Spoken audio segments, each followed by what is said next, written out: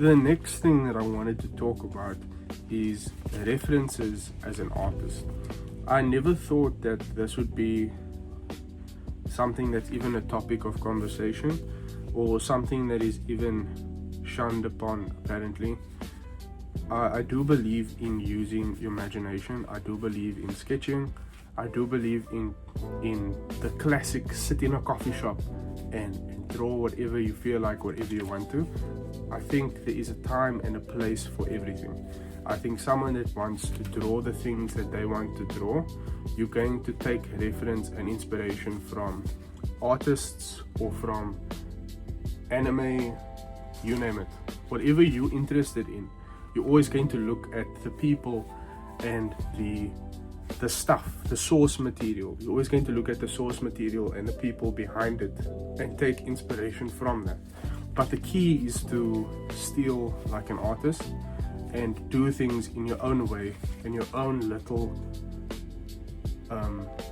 pizzazz or whatever you want to call it, adding your own spin on things, adding your own takes on things with your knowledge combined with the things that you love.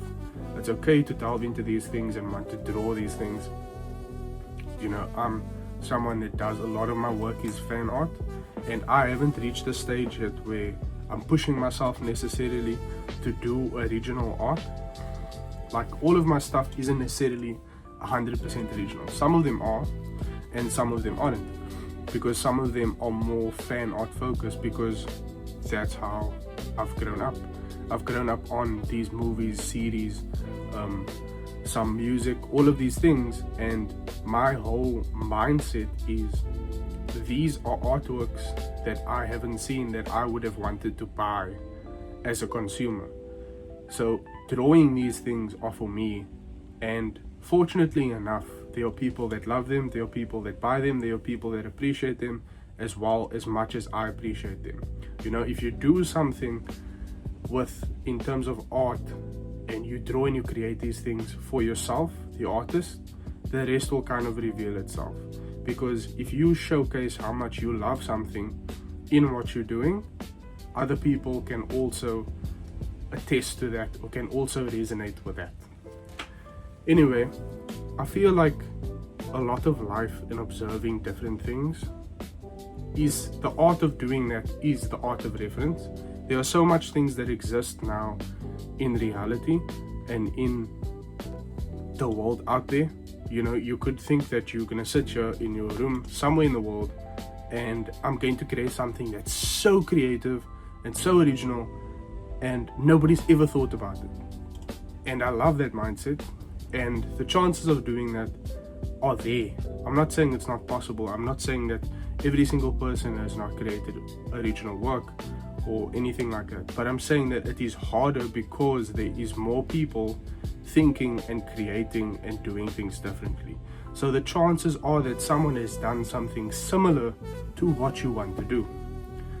But the benefit in that is that someone has done something similar to what you want to do. So instead of you trying to figure out, how do I get this anatomy right? How do I get this posing right? You can use yourself as a literal reference. I do this often when I need to figure out hands or when I need to figure out posing. I kind of put myself into this position and I figure out how I would look, or I take photos. That is referencing, right? You're using what you have at your disposal to work on an artwork.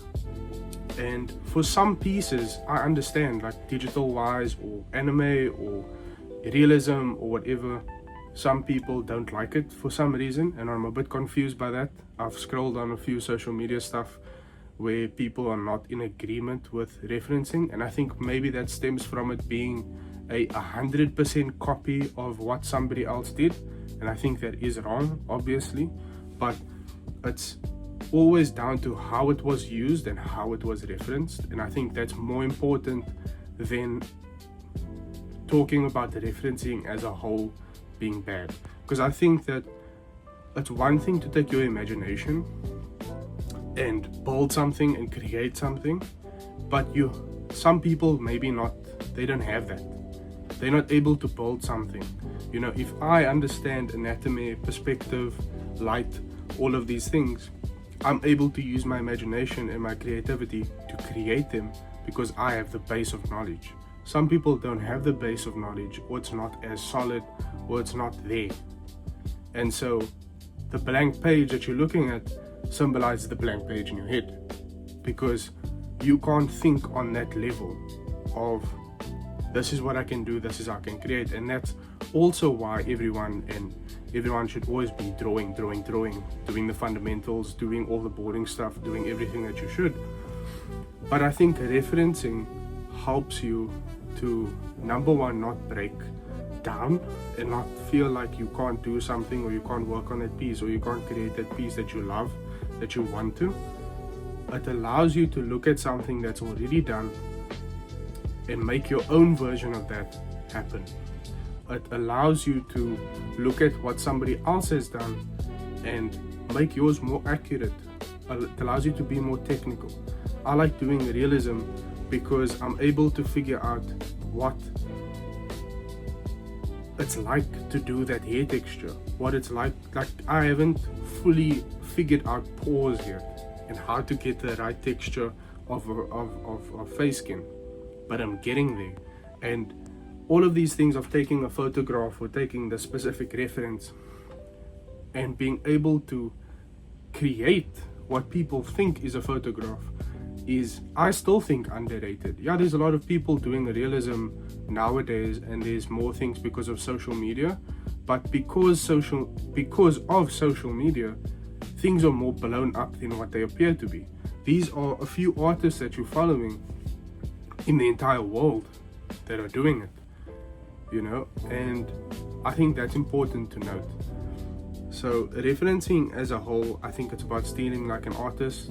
I don't think of like copying 100%, obviously, unless you are doing a photograph or something like that and you focused on realism. I would also still try to incorporate design. That's part of the steal like an artist vibe. Incorporating designing something in a way that makes it different.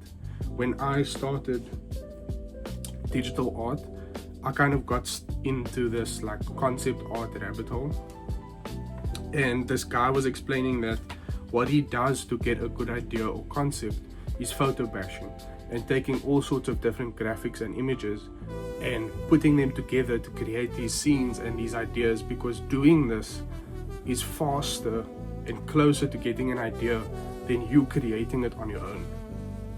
And I think that's fine. I think if, like for me, if I'm drawing something and I want mountains, I want all of these things, sometimes I can draw it, and sometimes I can look for something that's gonna give me exactly what I want. And that will make it easier for me once I'm drawing, because I've also got a real life reference that I can take and use, and it makes it better. In my experience as an artist, in a journey of working on a piece, you name it. But getting into the more creative, imagination fueled side, I think that's always just down to the basics. I think we can all talk about how you should sit and you should draw and draw and draw, and most people know that, as I've mentioned, but it's also, what are you doing? I think there's the reason why people don't like the conversation that I've mentioned a whole bunch of times by now is practice, is because sometimes you get into a hole where you're practicing and you're doing all of these things and it's amazing, but you're so busy focused on tuning in the basics and making sure that those are crisp and sharp. You're not pushing yourself to also produce work, to also produce things that you can be proud of. It's okay if these things aren't perfect. It's okay if they're different. It's a learning experience. That's the process of art. Everything is constantly learning and trying to be better. Every single project I do is trying to push that project to be better than the previous project. What do I know? What can I do that is different to the previous one? What can I add? What tools can I use? How can I think about this differently? How can I design this differently? It's all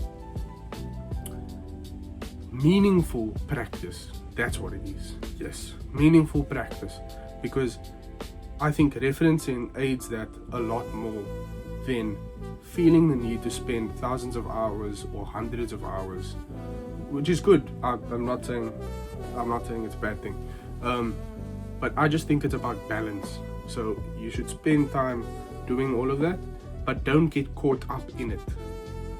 That you don't spend the time drawing and continuing with all the stuff that you want to do. It's all about balance, and that's my take on.